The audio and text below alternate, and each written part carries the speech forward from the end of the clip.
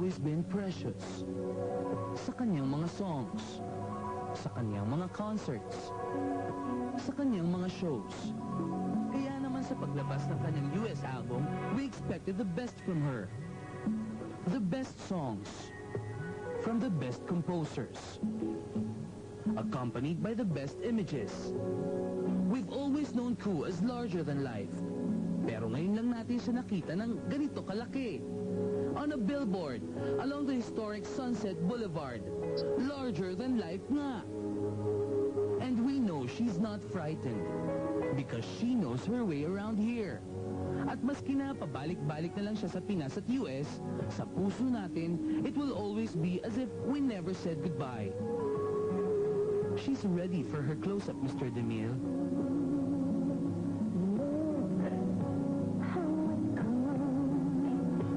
Kuh, precious.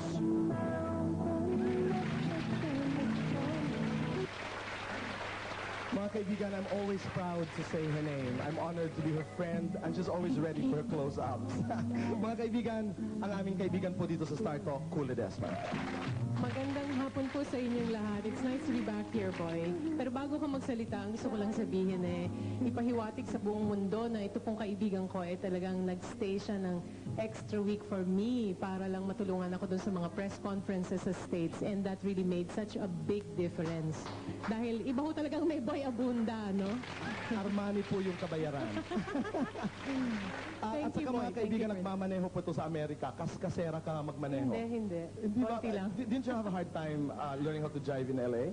No. Nung umpisa lang, na-nervous lang ako sa freeway kasi napakabilis lahat. Oo, that's right. You do all these things in LA, Kuh. I have to, yeah. Marami ang nagtatanong, Diyosa ka dito sa Maynila, pop diva ka namin dito. Why are you doing this? Bakit nag-uumpisa ka muli?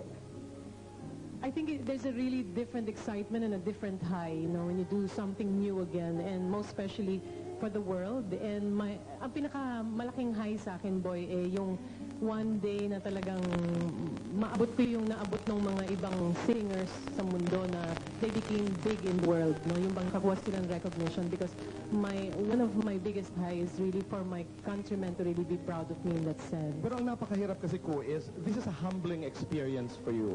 Di ba? I mean, napakalaking pangalan ng Kuh Ledesma dito sa Pilipinas. Pagdating sa Amerika, tumatakbo, nagpro-promote, nagpapawis, hindi natutulog.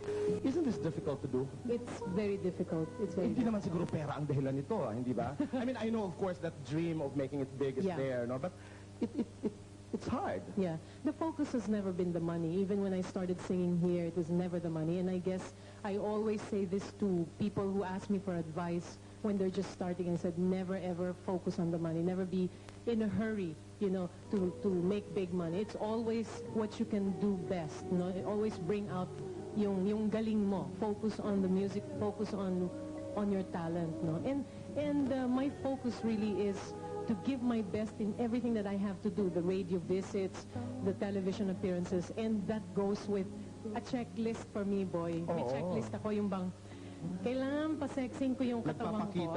Isa is matulog ng maaga. Yung isa ay to be on time when I have, you know what I'm saying? All these things, there's a checklist to make it, to that. That's right. I mean, hindi madali, in other words. But I think one of the most difficult part also, Kuh, is yung paghihiwalay nyo ng anak mo. You spend a lot of time in the States. I know how close you are to Isabela. Pero ang daming buwan ang in-spend mo sa Amerika just to be able to, That must be one of the hardest things, is really to be away from my daughter, because we're very close. And I miss her terribly. And I wish that I could pull her out in the middle of her schooling, just to be with her. But I know that she loves her school, pero halos mag-usap kami araw-araw, boy. And siguro yun na lang talaga ang downside nun, kung meron. That's right. May kabayaran talaga. Alam niyo po, mga kaibigan, nung kami nasa Amerika ni Kuh, madalas mo naming sabihin na yung success po ni Selena at saka ni Gloria Estefan, kung maalala mo, Kuh, ay dahil sa yung kanilang mga communities were supported them from the very supportive, yes, beginning. Di ba? yes. Until the Americans noticed na, sino ba itong Gloria Estefan ito? Sino bang silinang ito? At sumasayaw ang mga Latino sa kanilang musika. Yes, yes. This is the reason why you went to the Filipino communities, di ba? For Yes. support. Ano ang nangyari dito? Napakaganda ng reaction ng community. They're very excited. Meron dyan mga nagpe-pledge na we will buy 1,000 records ko. We will give it Naalala ko away. yun. We will, oo. At mga kaibigan, alam niyo ho ba, umiyak ho ito sa LA. Naalala mo, sa Los Angeles, in one of our press conferences, dahil merong Amerikano ng asawa ay Pilipina, ang pangalan po ng kanilang kumpanya ay Precious. Naalala mo? Yes. Nag-pledge siya ng 1,000 o 2,000 yata. I didn't cry naman because of that, boy. I cried because, it was so overwhelming, the response and the kind, words that people said about me and how excited they are about this project. That's Maraming salamat talaga dun sa mga sumusuporta sa akin sa States. And I must say, boy, that mahirap ginawa yung record. It has been a long journey for me, no? Pero at the same time, mahirap pa rin na maabot yung dream na yon without the support of our family there, which is our community. That's right. And with their support, it will be easier for me. With the initial effort that we had, that you did ko in the past few months, Yeah. meron bang resulta? Binibili ba naman ang record yes. mo? There is movement in the sales States. because of the Filipino community pa lang. Dahil ang radio airplay namin ay nag-uumpisa pa lang in some of the jazz stations. There's already one top jazz station in San Diego that's playing it.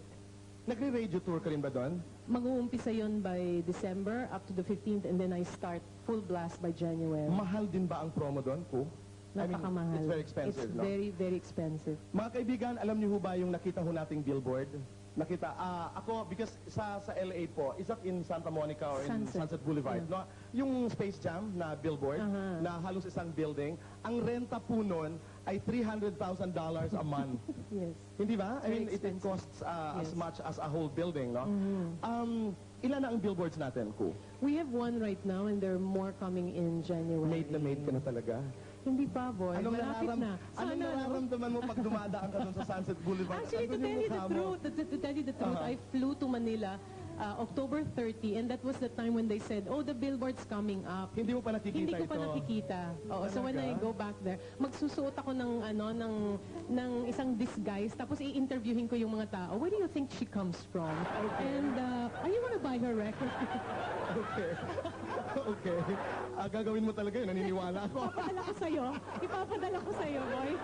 So, today, Kuh, like November 9, how is it doing so far? I mean, in terms of sales. No? It's doing very well, and what's important actually is that the people we have given the records to, like the radio stations and the promoters for the radio and all, Ayan I'm very po, nakikita excited. ng ating mga tagapanood ang billboards sa I'm very Sunset Boulevard. excited for Diyos ko, magkano car wash kaya ito? naman yan eh. Car wash.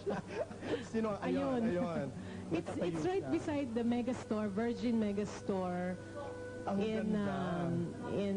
Yung sa Sunset. Mga kaibigan, hindi ho ganyang kadali makakuha ng pwestong gano'n sa Amerika. Ako may tanong ako. Ngayon na nakikisalamuha ka na sa mga malalaking pangalan. Malalim yan, okay. Sa mga malalaking pangalan sa Amerika, you're being managed by an excellent American team, no? Ikaw ba ko ay fan ka rin ng mga ilang singers sa Amerika? Oh, yeah. Nakakasalubong mo na ba ngayon mga Whitney at mga Mariah at mga Celine? Hindi pa naman. But I have met people like Gladys Knight. Okay. Do you get invited to the industry affairs now? Yes. And they always tell me, you have to go. You have to be seen. Those are the things that are really important in trying to make it in America. Okay, when you met Gladys Knight, did you get overwhelmed? Na katulad naming lahat mahilo-hilo ako the first time I saw Kuh Ledesma. Do you get that feeling also, Kuh? Siyempre, you get very excited because, I grew up with the songs of Gladys Knight also, I really admire Gladys. Who overwhelms you? Hindi ko pa alam, hindi ko pa namimit si Barbara Streisand. I think, talaga? I think Barbara Streisand will overwhelm me, but, I will try my best to psych myself before that. Halimbawa na na-meet mo nga si Barbara Streisand, tapos sinupladahan ka. Tinaas-taasan ka ng kila. Sasabihin ko baka nag-away sila nung May paliwanag niya or something or yung boyfriend niya. May paliwanag. May paliwanag. Alam niyo ho, in one of the press conferences also in America, tinanong tayo isang beses isang Filipino writer, Miss Kuh Ledesma, is this the beginning of your journey to the Grammy? Definitely. I mean, Bahagi ba ito ng pangarap mo? kailangan bahagi ng pangarap yan. That's why you do your best when you record, because there's the dream when you're recording each song, you know, I hope this one goes to the Grammy. Okay, I hope if that doesn't go, I hope this one, diba? That's right. And si Awi Abayari, who is the host of Radio Manila sa America, she's really one of the people who are going rara for me there. And I really thank her from the bottom of my heart. Yung Tri-Media Group of Companies sila, Oscar, Ornacion. Tita ni Anjanette yan, si Awi. Yes. That's right. Alam mo,